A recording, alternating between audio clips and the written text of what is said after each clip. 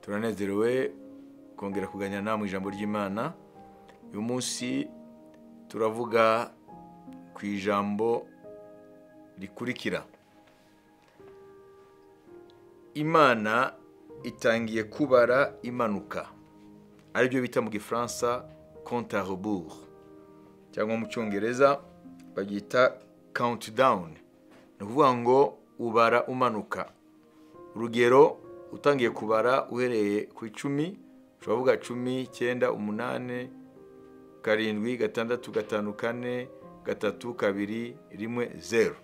Iyo nibyo bita compte à rebours cyangwa countdown. Ubara umanuka. Rero Imana ubu itangiye kubara imanuka igana kuri 0. Bigeze kuri 0 ni ukuvuga ngo ibyavuzwe bihita bisohozwa. Kubera iki iryo jambo? Ni ukubera ko abantu biringira Imana, bizera Imana, kenshi birabagora kugira ngo bazageze mu gihe Imana izasohoza ibyo yababwiye. Haba mu ijambo ryayo rya Bibiliya, ibyo Imana yavuze izakora mu rwego mpuzamahanga cyangwa ku ishyanga runaka, kuri Isirayeli se, ku itorero, cyangwa ibyo Imana iba yarabwiye umuntu ku giti cye, ariko ari Imana ibivuze by'ukuri, atari bya bindi abantu bahimba, ubuhanuzi butari bwo. Rero umwana w'umuntu muri kamere ye ararambirwa. Dusome mu gitabo cya Yeremiya, amaganya ya Yeremiya, ibice 3 ku murongo wa 26. Yeremiya yanditse igitabo cyitwa Amaganya ya Yeremiya, ibice 3 ku murongo wa 26. Aravuga ngo ni byiza ko umuntu yiringira ategereje agakiza k'Uwiteka atuje. Biragoye rero ko abantu biringira bategereza Imana batuje. Kubera iki? Mu Gifaransa baravuga ngo il est bon d'attendre en silence le secours de l'Éternel. Kubera ko muri kamere y'umuntu yihutira gukora ibyo ashobora byose kugira ngo yikemure ibibazo bye. Nubwo inzira ze zitabasha kumuvana muri ibyo bibazo, ariko ntabwo ari ibintu benshi bafite aho bavuga bati ndategereje Uwiteka ntuje. Kuko kamere yacu iyo hari ibibazo tuba twumva ko ako kanya twarara tubivuyemo. Ariko urumva ko Yeremiya kugira ngo avuge aya magambo dufite byinshi twamwigiraho. Kubera iki? Kubera ko Yeremiya ni kenshi yafashwe hanyuma bakamujyana ibwami, noneho bakamujugunya mu rwobo rutarimo amazi, ariko harimo icyondo, noneho harimo isayo akamanuka. Hanyuma ikintu gitangaje nuko ni muri uwo mwobo Imana yamusanze ikamubwira aya magambo akurikira. Reka tubisome. Yeremiya 38 umurongo wa 6. Baratubwira iki? Nuko bafata Yeremiya bamujugunya mu rwobo rwa Marikiya umwana w'umwami, rwari mu rugo rw'inzu y'imbohe. Bamanuza Yeremiya imigozi. Muri urwo rwobo nta mazi yararimo keretse ibyondo gusa. Nuko Yeremiya asaya mu byondo. Aho niho Yeremiya yarari. Nawe niwibaze, iyo uri ahantu nkaho bakujugunye mu rwobo, kandi ntabwo ari imikino, gahunda nuko bakuvana mu isi, nuvuga ngo watekereza yuko muri urwo rwobo inzara izakwicira, uruzuba se, inyota, nuvuga ngo ni gahunda yuko bakwica buhoro buhoro. Ibyo bita kukwica à petit feu. None ni mwibaze Yeremiya, nubwo yarakuze mu mwuka, yari umuntu uri mu rwego ruhambaye, kuko Imana baravuganaga nayo. Yeremiya yari umuhanuzi w'Imana ukomeye, ariko se ko yari umwana w'umuntu nkawe nanjye. Twibaza yuko aho hantu yari ari mu rwo rwobo nta bitekerezo byamujemo byo kwibaza kuko Imana yemeye ibi, ndi umukozi wayo, nta kibi nakoze, kubera iki ndangirije mu rwobo nkuru? Gereza ye yari urwobo, ariko ibintu gitangaje ni muri urwo rwobo Imana yamusanze, imubwira aya magambo akurikira, Yeremiya 33 ku murongo wa 3. Imana iravuga iki? Iravuga ngo, cyadure ku murongo wa mbere, ijambo ry'Uwiteka ryaje kuri Yeremiya ubwa kabiri, agikingiraniwe mu gikari cy'inzu y'imbohe. Mumvise aho yari ari mu mwobo, riti, uku ni ko Uwiteka avuga, ari we ugira icyo akora, ari we ukirema akagikomeza, Uwiteka niryo zina rye, aravuga ngo, ntabaza ndagutabara, nkwereke ibikomeye biruhije utamenya. Kenshi twivugira gusa umurongo wa 3, ariko nitumenye kontekste Uwiteka yavugiyemo aya magambo abwira Yeremiya. Murumva ko na magambo ntago yasanze Yeremiya yicaye mu rugo rwe muri salon. Yeremiya yari muri gereza, kandi atari gereza yose, yari mu rwobo, niyo bamujunye. Aho niho Imana yamusanze ngo, ntabaza, ndagutabara. Mu Gifaransa ngo invoque moi, cyangwa mu ijambo rimwe nsenga.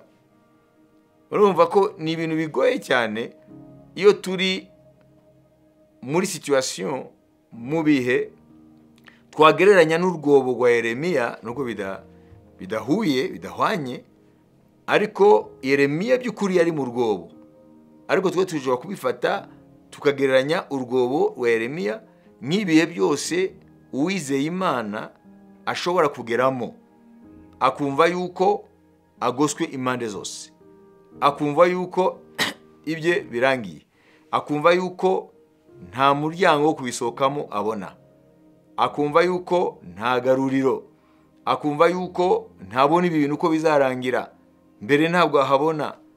Rero situation nk'iyo yose, aho ubona yuko nta kindi wakora, uri kwense aho hantu, umenye ngo iri yasanze Yeremiya mu rwobo, nayo ibasha gusanga muri iyo situation, kandi ikakubwira ati ntabaza. Nuvuga ngo rero ibihe twaba turimo byose, nitugeze tureka gutabaza Imana, nituzige tureka kwizera ko Imana no muri iyo situation turimo, Imana iri hafi yacu. Iyo turi mu bihe bikomeye, biragoye kwizera n'ibyo Yesu Kristo yasize abwiye abigishwa be ku musozi wa Elayono igihe yatandukanyaga nabo. Yarababwiye, asubira mu ijuru, abwiye ngo, dore ndi kumwe namwe iminsi yose kuzagera ku mperuka. Nuvuga ngo Yesu ari kumwe n'abizera, uwizera wese, umwigishwa we wese, Yesu ari kumwe nawe. Ariko iyo tugeze mu bikomeye, ibyo bintu bisa naho tubishidikanyaho.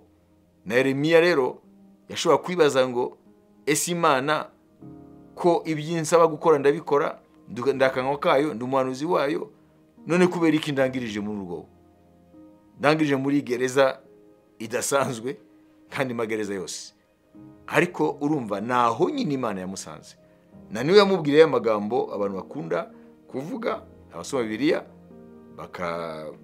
bakayagararaho, bikomeza cyangwa bakomeza abandi, ati ntabaza ndagutabara.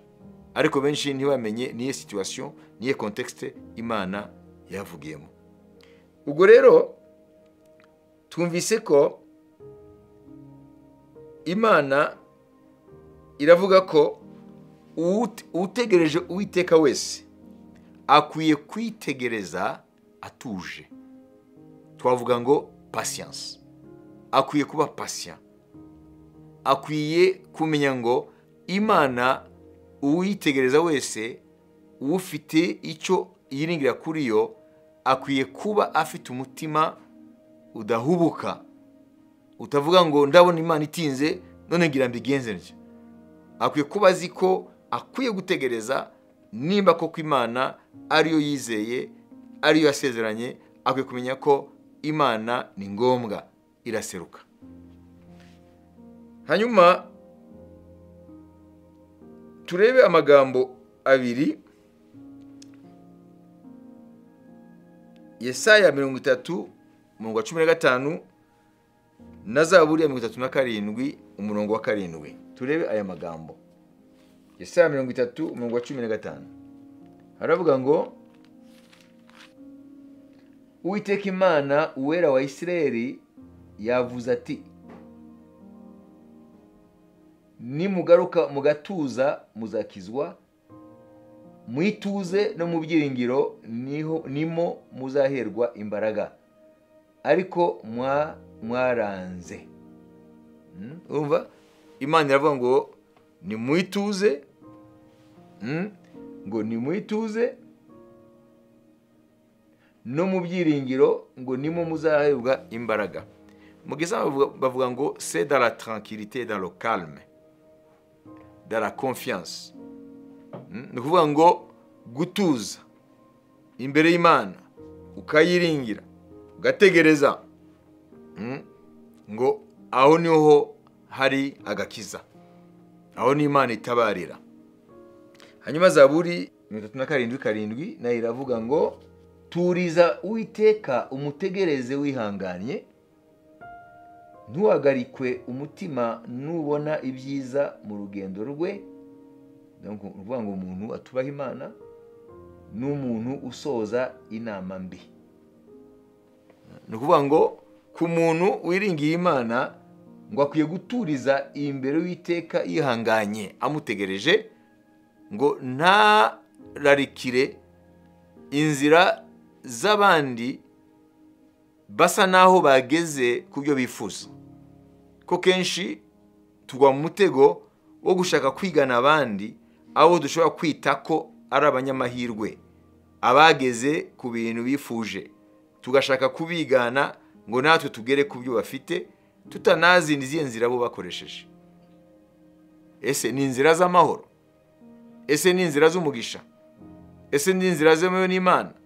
Rero ku muntu rero wahisemo cyangwa yagize ubuntu bwo kwizera Imana muri Kristo Yesu, ntakwiye kwigana inzira z'umunyabyaha kugira ngo agere ku byo ashaka kugeraho. Akwiye kumenya ngo akwiye gukora ibyiza, agakoresha imbaraga Imana yamuhaye n'ubwe yamuhaye mu nzira zo gukiranuka. Ibindi adashoboye akwiye guturiza imbere y'Imana, akihangana imbere y'Imana, kuko ni ngombwa Imana izakora ibyo udashoboye. Hanyuma ijambo ry'Imana rikaza kutubwira rero ngo nubwo Imana yatinda kuyitegereje, akwiye kumenya ko Imana byagaragara ko itinze, ariko izaseruka. Izaseruka ryari? Izaseruka kubera yuko Imana iratubwira muri Habakuki 2:3 iravuga ngo, some, kuko ibyerekanywe bifite igihe byategekewe ntibizatinda kukigeraho, kandi ntibizabeshya, naho byatinda ubitegereze, kuko kuza ko bizaza ntibizahera. Nuvuga ngo Imana ijambo ryayo yavuze, yaba ijambo yavuze ku byizakora mu isi, yaba ijambo yavuze ku yabwiye umuntu ku giti cye, nimba ari ijambo kuko ry'Imana atari ibinyoma byabita abakozi b'Imana cyangwa bita abantu ngo Imana ngo niyo babwiye, ariko nimba ari ijambo ryavuye mu kanwa k'Imana, ni ngombwa iryo jambo rizasohozwa, Imana izarishyira mu bikorwa. Ariko batubwiye hano yuko n'Imana yabivuze ngo nubwo ijambo navuze ryatinda, ngo uritegereze, ngo kuzaho rizaza ntabwo rizahera. Nibyo tubona uyu munsi, ibiro biraba ku isi, Bibiliya turayifite, yabivuze imyaka ibihumbi n'ibihumbi bitaraba. Rero urungano ku rundi rwagiye rubyizera, rubisoma, rubyigishwa, ruratambuka, ariko urabona ko muri iki gihe turimo turabona ibintu byinshi Bibiliya yavuze, abantu z'Imana bavuze, n'iby'umwami wacu Yesu ubwiye yavuze, biriho birasozwa mu maso yacu. Bivuga ngo rero ijambo nimba ryavuye mu kanwa k'Imana ntuzarishidikanyeho, uzaryizere kuko mu maherezo nubwo ryatinda rizasohozwa mu gihe cyayo. Aho rero twavanaho iriya somo, ni isomo ryo mu bihe byose, ibyo bita la leçon de tous les temps. Ni iyihe? Dieu a son temps propre différent du nôtre. Imana ifite igihe cyayo gitandukanye n'icyacu. Kenshi abamaze kubimenya abagiriki babyita kairos, nicyo gihe cy'Imana, cyangwa le temps de l'opportunité, igihe cy'uko ibintu bikoreka utabyitegaga, hanyuma n'igihe gisanzwe tubamo cyitwa Kronos. Rero igihe cy'Imana kirahari, ikibazo rero nuko gitandukanye n'icyacu. Twebwe rero turi abantu babaho igihe gito ku isi, Imana ni Imana y'iteka. Niyo mpamvu rero bitugora, tuba twumva yuko iyo tugeze mu kibazo Imana ikwiye kuza ku kanya ibintu bigakemuka, cyangwa Imana yarakubwiye nzakora ibi, noneho ukumva ko bikwiye gukoreka ako kanya. Uzamenye ngo Imana ifite igihe cyayo, nawe ufite igihe cyawe. Niyo mpamvu Bibiliya yagusabye ngo gutegereza Uwiteka utuje, wihanganye, kubera yuko Imana izaseruka. Ikibazo rero nuko Imana iza gukora ibyo yavuze benshi batakibirimo. Ibyo nibyo bibabaza rero Imana, kuko barabuze kwihangana. None ugasanga Imana ije gusohoza ariko bo ntabwo bakiri mu masezerano. Reka tusome Umubwiriza 3:1. Haratubwira iki Umubwiriza 3:1? Haratubwira ngo ikintu cyose kigenerwa igihe cyacyo, n'icyagambiriwe munsi y'ijuru cyose gifite umwanya wacyo. Iri ni ijambo ry'Imana ryanyuze mu kanwa k'umunyabwenge ukomeye mwene Dawidi Salomo. Aravuga ngo ikintu cyose munsi y'ijuru gifite umwanya wacyo. Nuvuga ngo rero ntuzigire wibaza ngo Imana nimba yavuze iri bukore mu gihe cyawe. Imana ikora mu gihe cyayo, kuko hari byinshi twebwe bidusiga tutamenya iby'Imana ibitegereza. Ariko Imana yo ifite impamvu zituma ikora ikintu muri iki gihe n'igikore mu kindi gihe. Icyo dukwiye kumenya rero nuko kugendana n'Imana birasaba kumenya ibintu by'ingenzi. Ntabwo twamenya byose ko turi abantu, ariko hari ibintu by'ingenzi Imana igitubwira mu ijambo ryayo byafasha umuntu ugendana nayo kumenya imikorere yayo kugira ngo ntarambirwe. Hano rero uyu munsi Imana yatubwira ngo iriho yatangiye kubara mu ijuru, iyo bita compte à rebours, countdown. Imana itangiye kubara 10, 9, 8, 6 igana kuri 0. Ibyo rero ubwo buryo bukoreshwa ryari? Bukoreshwa nk'abantu bashaka gusiganwa biruka, baba bavuga ati 10, 9, 8, 6 yagera kuri 0, noneho bagahita barekura abantu bakiruka. Nuvuga ngo compte à rebours cyangwa kubara umanuka, nuvuga ngo ubugana kuri wa mwanya ikintu cyateganijwe gukorerwamo. Imana rero mu ijuru irirambara imanuka, irabara imanura, iri hafi kugera kuri 0. Tureba ibimenyetso by'ibihe bibe biraba ku isi. Urabona ko Bibiliya icyo yavuze ngo nimubone ibi n'ibi ku isi, mukabona muri Israeli nta tuze, nta mahoro. Israeli irugarijwe, ndetse n'amahanga ahakikije n'amahanga yose akazayihagurukira. Nimurebe uyu munsi abakurikirana amakuru, umwuka wo kwanga Abayahudi wongeye ubu rero uruta mu gihe cya Hitler, kubera ko mu gihe cya Hitler wari ku mugabane watangiye mu Budage ugafata mu mugabane w'Uburayi, ariko ubu antisemitisme ari kwanga Abayahudi ni umwuka urafata isi yose. Ibyo Hamas yakoze itera Abayahudi, ibyo nta babyibagiwe, ahubwo bose bahagurutse gukondana Israeli. Ni ukuvuga ngo rero iyo tukwiye kumenya, ntabwo dushigikiye abapfa, yaba Israeli bapfa, yaba Abarabu bapfa, Abanyapalestina, ibyo ntabwo tubishigikiye. Twebwe turi abantu b'amahoro, kuko umwami wacu ni umwami w'amahoro. Ariko turavuga ijambo ry'Imana.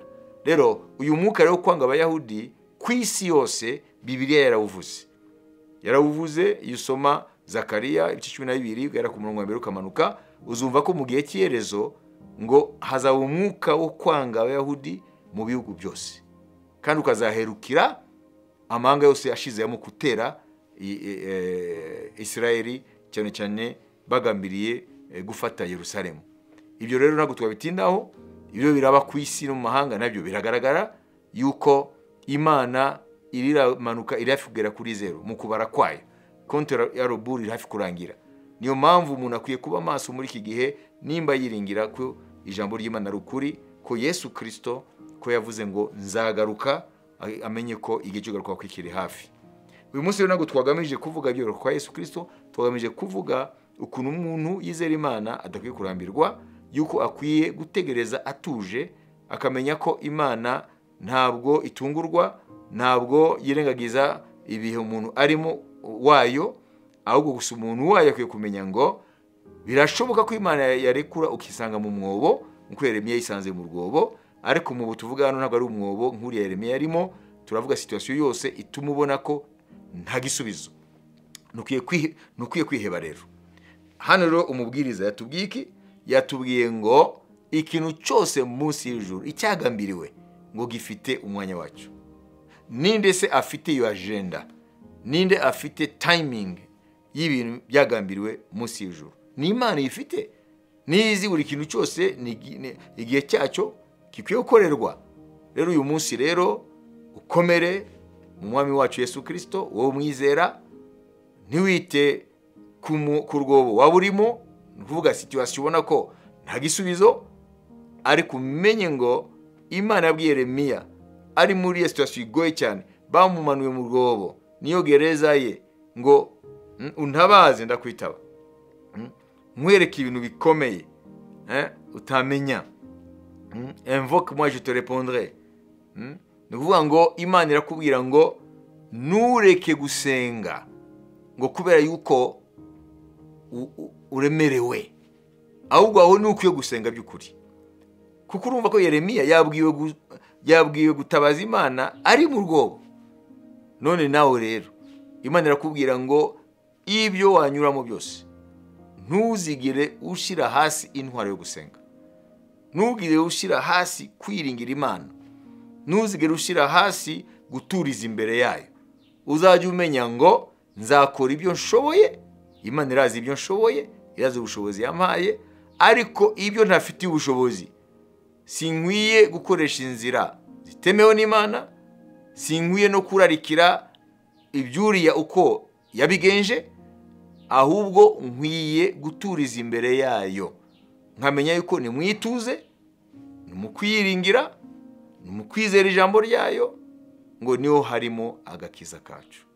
Rero Imana igukomeze mu mwuka, igukomeze mu buryo utazigera wisanga Imana ije gusoza ibyo yavuze, ari byo yabwiye itorero, ari byo yabwiye amahanga, ari byo yabwiye umuntu ku giti cye. Imana ije kubisoza isange utakiri mu byizerwa. Rero uyu munsi iriya mpanuro y'ijambo ry'Imana muri Habakuki 2:3 ukwiye kongera kwitekerezaho kabiri, ngo ibyahanuwe ngo n'Imana ngo bizasohozwa n'akabuza, ngo naho byatinda, yavuze ngo bizasozwa mu gihe cyabyo, ariko ngo naho byatinda ngo ubitegereze wihanganye, ngo kuza ko bizaza nta kabuza. Ibyo Imana yavuze yarakubwiye, nimba ariyo yavuze, yabwiye itorero, yabwiye Israeli, yabwiye amahanga, bipfa kuba ari ijambo Imana yavuze.